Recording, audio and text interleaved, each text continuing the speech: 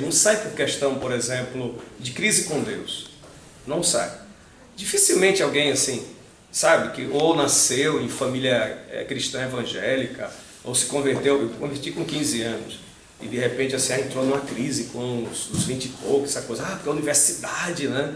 O professor fez umas perguntas, e o cara entrou em circuito, aí deixou a igreja. É muito raro, acontece. A maioria da galera que deixa a igreja, deixa por um problema relacional. Ou dentro de casa, ele começa a assistir as incoerências entre o discurso, né, que se trava na igreja e o discurso dentro de casa, ou cansa das relações meio áridas e superficiais da igreja também. Assim, lá fora a coisa já não está muito legal, competição, parará, blá, blá, blá, blá. Aí a gente vem para a igreja com que expectativa? Né? Eu estava vendo letra maravilhosa do ponto de exclamação. Eu estou tentando, bicho, deduzir. É um asterisco. Já levei a ponto de exclamação. Obrigado. Ai. Até domingo, vamos ver o que você vê. Né? Então, assim, você fala de vazio, né? Fala de vazio, fala que algo lhe pegou, né? Algo O problema é que quando a gente mergulha nesse mar, não é uma viagem solitária. Esse barco é um monte de gente que está entrando também, ou que já está dentro. E aí quando esse monte de gente se reencontra ou se encontra, começam então os pegas, né? E as dificuldades. Então, a maioria dos casos que eu lido nesse tempo de ministério pastoral passa, lamentavelmente, sempre pelo campo das relações. Então, eu me lembro de um cara que ele dizia assim para mim, quando eu entrei em crise de fé, ele nasceu no Evangelho, né? Então aquele cara que não teve opção, ele já nasceu, ganhou uma Bíblia e foi para o berçário. E aí já participou da primeira eleição de berçário, deve ter sido secretário de berçário, acampamento de berçário. Sabe aquele cara que não tem opção nenhuma, não é? O maior pecado desse cara, bom, deixa para lá, vocês sabem quais são, né?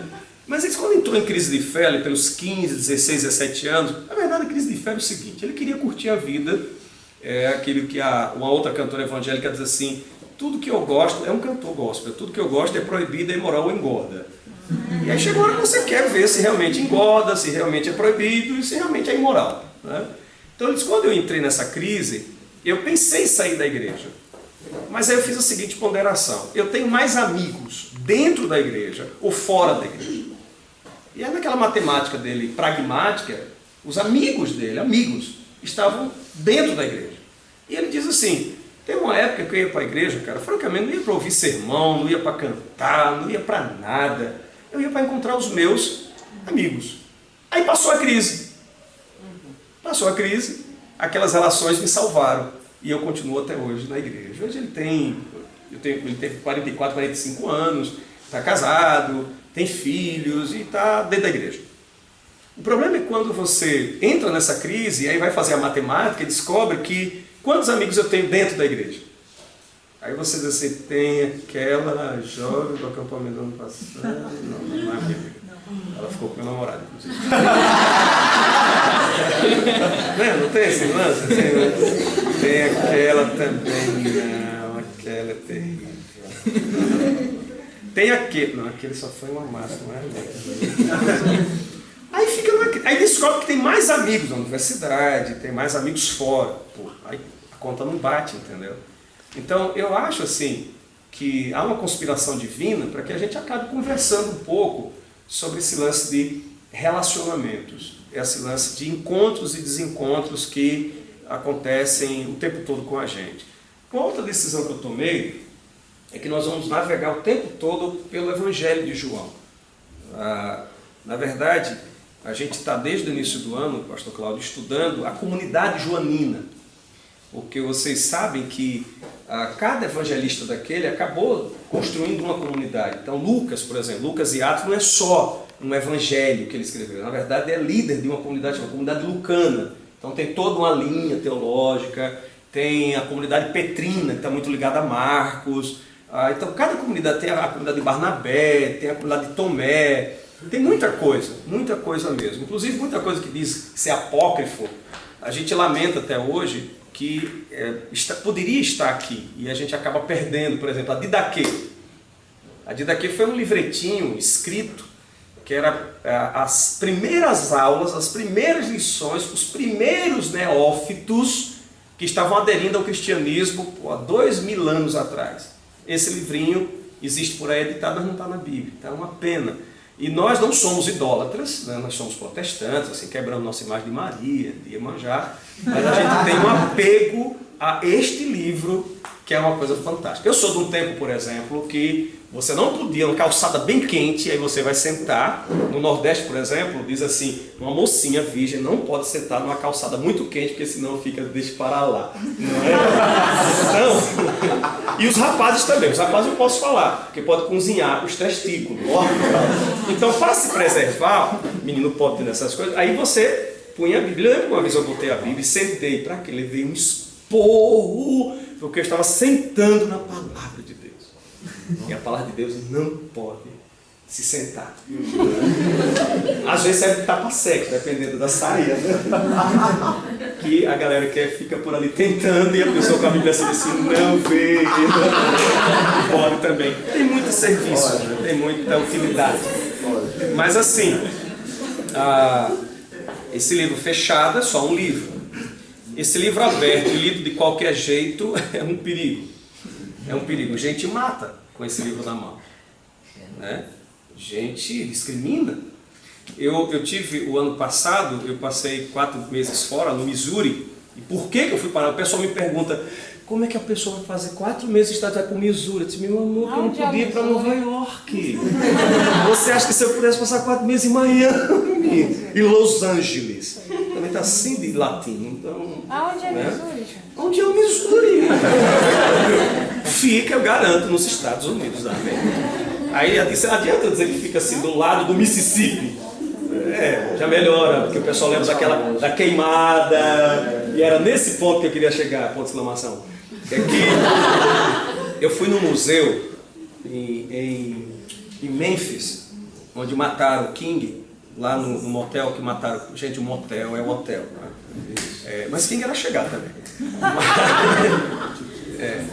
Então, eu fui o local onde King foi assassinado virou o museu da luta pelos direitos raciais na América. E eu vi, por exemplo, negros pendurados em árvore, num belo domingo de manhã, fotos reais. Essas fotos foram queimadas, até hoje existe um movimento para caçar com essas fotos, acabar com essas fotos. Como a história aqui da Comissão da Verdade, né? Gente, vovô, seu avô, torturou, deu choque nos testículos dos outros, mas o bicho está com 90 anos, vai prender esse velhinho para quê? Não é? Deixa o velhinho está tão bom, crente em Jesus até. Não é? Foi milico cruel. Aí o pessoal, mas ninguém fala, o pessoal da esquerda fez, é verdade. É como o pessoal do MST, com um facão e uma foice, como no Pará, e a galera de metralhadora bateu assim 140 trabalhadores, assim, é a mesma coisa. Mas eu vi, cara, um irmão de cor seu, pendurado numa árvore, com as pernas cortadas, os pés, as mãos cortadas, e um molequinho branco com uma tocha tocando fogo nele, e todo mundo de terno, as mulheres todas bem vestidas, isso pós-escola bíblica dominical, no Mississippi. Não é? E eu fiquei chocado. Porque todo mundo se choca, né, quando vê o cara muçulmano em nome de uma leitura radical do Islã cometer um atentado.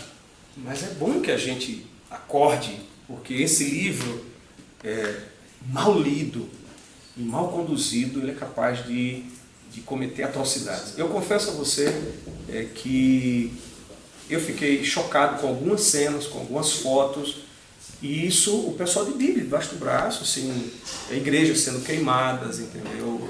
Negros pegando fogo, e a Ku Klux Klan, que a memória está se apagando, né? E tem uma coisa que a gente não pode perder, a memória histórica, porque quando a memória histórica se apaga, o risco de que aquilo volte. Existe toda uma força de apagar o nazismo. O nazismo existiu. O nazismo é neurose da cabeça de alguns. Mas, além desse nazismo contra os judeus, Existem alguns crimes praticados contra países africanos que matou muito mais do que o número de negros, de judeus. Então, assim, é só para dizer que esse livro, ele é palavra de Deus, mas ele pode ser palavra do diabo. Ele é palavra de vida, mas ele pode ser palavra de morte. Então, eu escolhi caminhar pela comunidade joanina.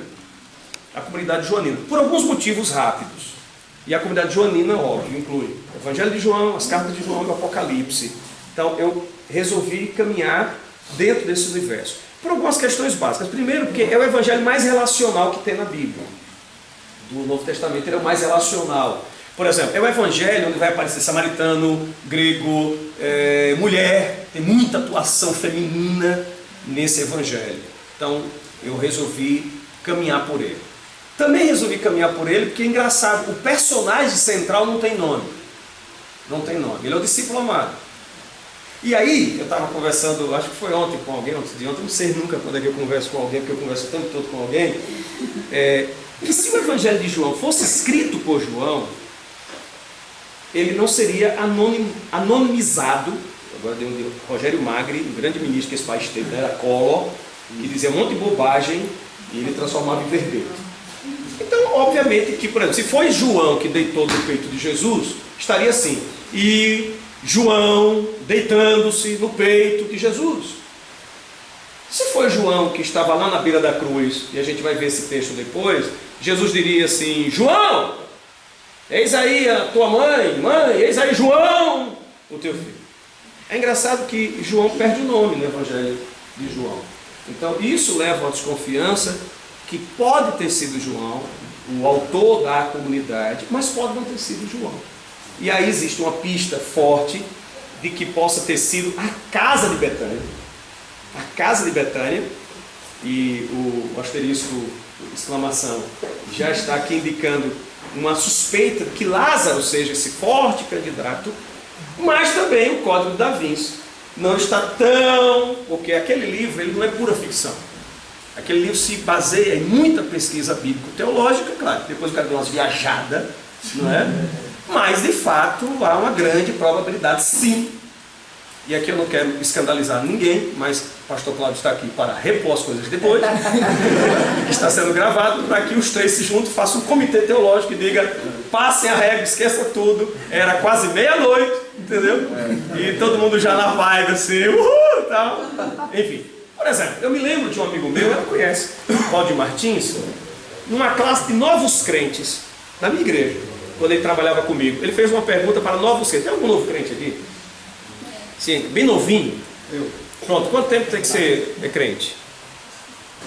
Então tá bem assim, 8 crente. Meses. 8 meses, pronto, beleza. Já passou do número da perfeição, que é 7. Então eu espero que você siga em frente. Ele perguntou assim, como é seu nome? Júlia e... Ele perguntou assim, Júlia e João. Galera, se Jesus teve uma relação com Madalena, ele deixa de ter morrido na cruz e ser salvador da humanidade. Claro que chocou algumas pessoas. Eu disse, não, meu Jesus não. O meu Jesus morreu tão zero. Eu não tenho como aceitar um salvador que possa ter... Não, essa hora da noite não, não quero saber. Porque um caminho fácil também é esse. A gente diz assim, não quero saber. Pronto. Me lembro, eu recebi um e-mail esses dias, uma mocinha perguntando assim, pastor, para quê? Para que saber se Jó existiu ou não existiu? Para quê? Deixa como está. Deixa como está. Para que tirar a baleia do livro de Jonas? Esse meu amor não tem baleia. Você botou a baleia. Mas ela perguntava, para quê? Para quê? Eu posso responder para vocês. Por que é importante uma leitura fazendo perguntas críticas ao texto? Por que crentes batistas no Mississippi, no Missouri, mataram negros? Em nome de Deus. Por conta de uma leitura bíblica. Porque, afinal de contas, quem foi que matou Abel? Caim. E Deus o marcou, e ele foi marcado com a cor? Negão. Caim acordou e disse, estou negando. Me lasquei. Estou amaldiçoado. Tenho cabelo ruim. Até hoje tem um monte de gente passando, esticando o cabelo, que é para ficar com o cabelo lisinho, chapado, aí não pode ver água, né? Olha que negra maravilhosa, quando assume a sua negritude, mas até se assumir, estudando numa escola comum, né? Não, ela é feia, não, a bonita é a padronizada, isso foi feito com Bíblia na mão. E aí pergunta, se tem negro na Bíblia? A pergunta é o contrário, tem branco na Bíblia? Por exemplo, ninguém consegue imaginar que a mulher que deixou Salomão, o cara tinha 1000 mulheres. Não tinha um harém? Coitado, olha para ele, invejosa. Asterisco, eu entendi o recado, entendeu? Ela disse, eu valho por mais de 1000.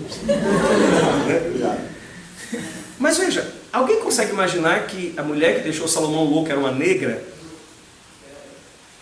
Como? Se negro não é belo, se o negro é feio, né? Essa semana Arnaldo Jabor terminou o comentário dele falando da vitória de Blásio, dizendo assim, ele conseguiu se eleger com a mulher preta e gay dele. Foi o comentário do Arnaldo Jabor, o formador de opinião da classe média brasileira, o intelectual, que não é homofóbico, que não é racista, que é um cara assim, apartidário e que não tem preconceito. A mulher preta. Ele cometeu um grave, porque preto é cor, negro é raça. Então ele não é um tolo. Isso é com a Bíblia na mão. Então eu optei por caminhar para o João, porque em João a autoria, sabe, pode ter sido João, pode ter sido Lázaro, mas pode ter sido Marta e Maria e Lázaro. Há quem diga que ali é o núcleo da comunidade, da liderança, mas também pode ter sido Madalena. Pode ter sido. Então optei também porque um evangelho que é gestado no útero feminino, ele é muito mais sensível, claro. Claro, tem mulher que é aos pés do cão. Você vai... Mas eu recomendo vocês lerem Ivone Gebara. Ela fala da mobilidade da senzala.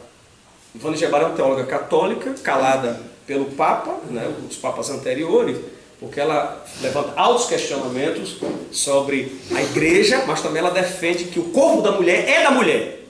O corpo da mulher não é da igreja, não é do Estado, é da mulher. E quem deve decidir sobre o corpo da mulher é a mulher, e não é o macho, não é o padre, não é o pastor, não é o presidente. Mas Ivone Gebara diz que muita mulher tem esse comportamento assim, pior que macho, ruim, porque é a mobilidade da senzala, é o opressor nela. É o opressor que interiorizou-se nela. Então é o opressor que tomou o corpo do oprimido. Quase caça-fantasma, não tem? Caça-fantasma daquele negócio que o pá, ele entra. Então é um tipo bem 10 do mal. Porque tem um bem 10 do bem, né? Que ele vira um monstro, mas é do bem. Então eu escolhi a comunidade joanina porque ela nos permite assim boas viagens, boas perguntas, boas provocações. Mas nada de novo trarei aqui. Eu estou querendo, na verdade, fazer 4 afirmações e amanhã começar a destrinchar essas 4 afirmações a partir do Evangelho de João ou inspirado na comunidade joanina. A primeira afirmação é que relacionamento saudável não combina com controle e falta de liberdade. Está aqui um casal de noivos. Quem aqui é casado? Não, tem não, eu. não é casado, não, são casados. Ah, já são casados? Maravilha! Porque noivo. Vou chamar de noiva, mas... Beleza, eterna. Não é? Então, por exemplo, quem aqui é casado mesmo? Sim. Ok, então somos poucos casados, né? E tem os candidatos que querem entrar nesse negócio, né? Então, amanhã eu quero trabalhar um pouco resgatando um conto do Rubem Alves e conversando um pouco que relacionamento e controle não funcionam. Não funcionam. Por quê? Eu quero inspirar-me amanhã em João capítulo 1, versículo 15 a 37, com uma atitude de João Batista que eu acho sim espetacular e estou tentando copiar. A segunda afirmação é que relacionamento saudável requer cumplicidade. Vocês estão até essa hora da noite acordados para ouvir essa pérola. Vocês não sabiam, né? Que qualquer relacionamento, se for para ser, porque tem relacionamento doentio, mas um relacionamento saudável vai requerer cumplicidade. E eu quero inspirar-me em João 19. Depois, relacionamento saudável requer coragem de demonstrar amor, independentemente dos odores em volta. Porque é muito bom estar do lado de alguém enquanto esse alguém cheira bem. E nós somos o povo, desculpe uma afirmação tão contundente, da hipocrisia. Porque todos nós cheiramos mal. Mas há aqueles que cheiram mal e conseguem controlar o seu cheiro. Disfarça. Eu, inclusive, faço autoanálise comigo mesmo. Eu sou vidrado, viciado em perfume. Eu desconfio. Você também? Pô, cara, valeu. Mas espero que você não entre na crise que eu entro. Eu desconfio que esse meu vício de perfume é para bloquear o meu mau cheiro. E não é mau cheiro de axila. Ninguém nunca reclamou. E aproveitando, eu tenho mau hálito nenhum. Porque você sabe, você nunca pergunta uma desgraça dessa. Chulé eu tenho, eu não vou negar. Eu luto, já botei aquele pozinho, mas aí misturo fedor com pozinho.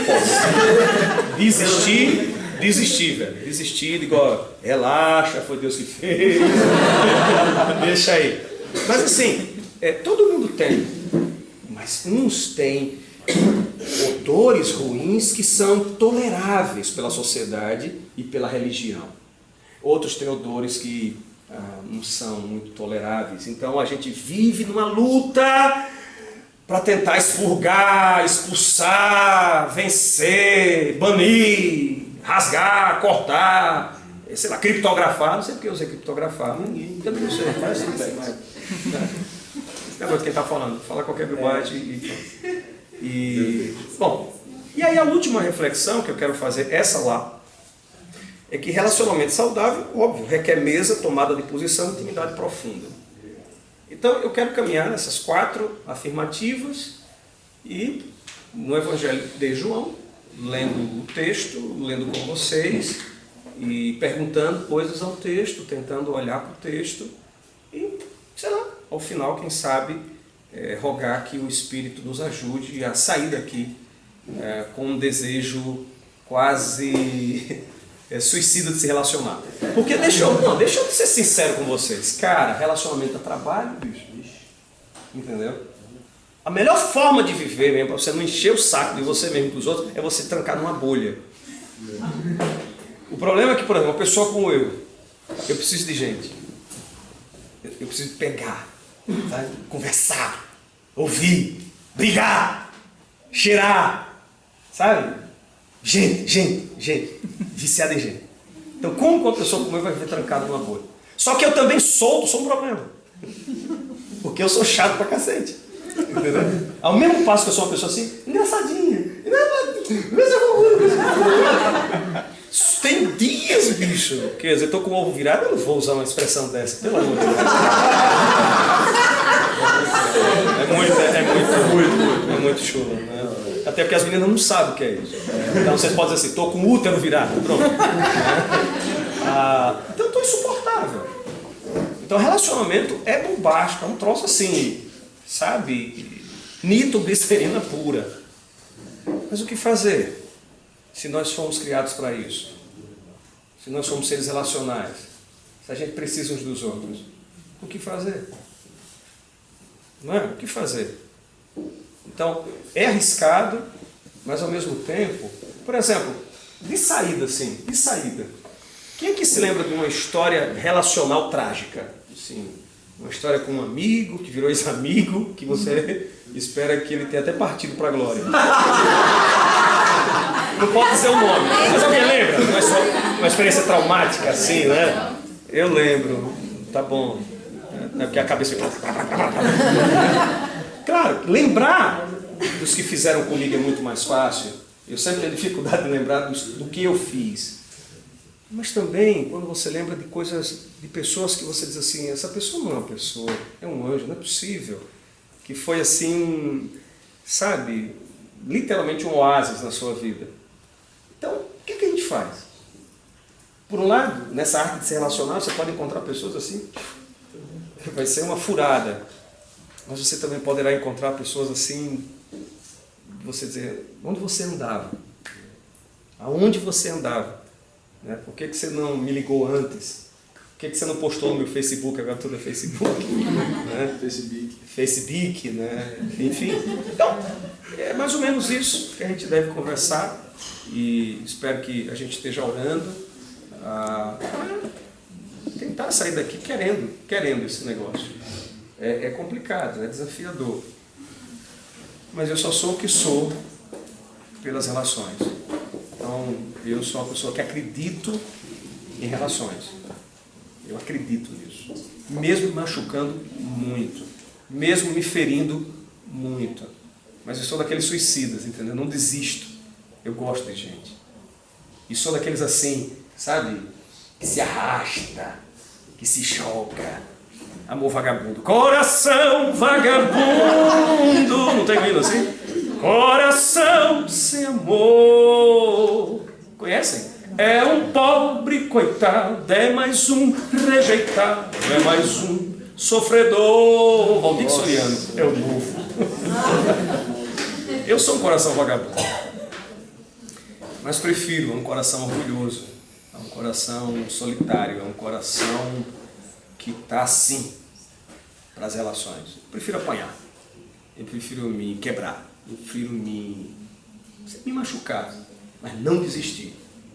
Não desistir de me relacionar, não desistir nunca. Eu espero infectar vocês com esse desejo, em nome de Jesus. Para quem já está vivendo, saia daqui dizendo, putz, era isso mesmo. E para quem veio aqui meio, sabe assim, desistiu, diga, vou dar mais uma chance. Mas não é para o outro não, é para alguém gostar de você.